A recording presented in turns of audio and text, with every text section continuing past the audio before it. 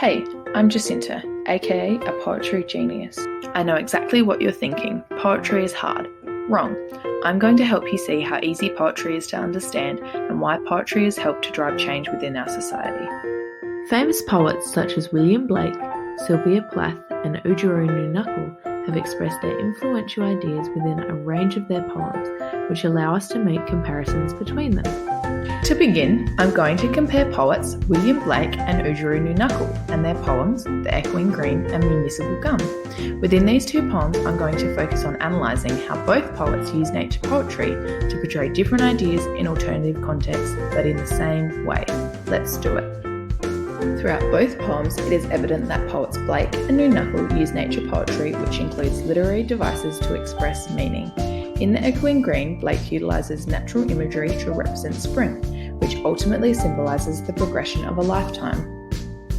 Blake initially writes, "The sun does arise and make happy the skies," but concludes in the third stanza with, "The sun does descend." Here Blake uses the personification of the sky in conjunction with depictive imagery of the sun to convey the meaning that spring is connotated with growth and development.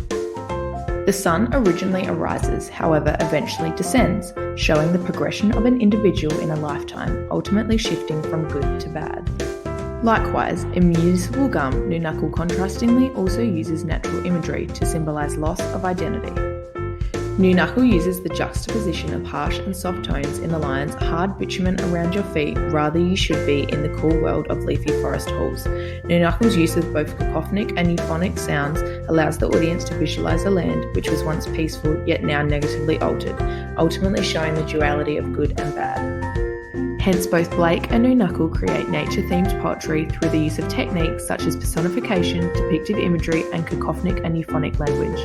This ultimately allows the audience to comprehend how both of the poems convey the nostalgia of the past and point towards a bleak future. See, it's not as boring as you first thought, but I'm not going to stop there.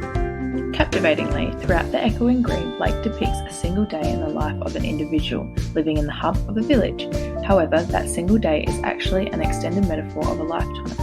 This is evident because of the progression throughout the poem. For example, in the first stanza, Blake writes, "The bird of the bush sing louder around," and in the last stanza, Blake writes, "Like birds in their nest are ready for rest." The change in the bird's behaviour displays how Blake uses an extended metaphor to help the audience to understand the growth, fertility and bleakness one will experience.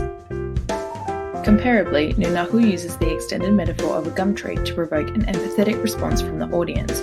The gum tree expresses a clear detachment from its land, which ultimately symbolises a strong movement from good to bad.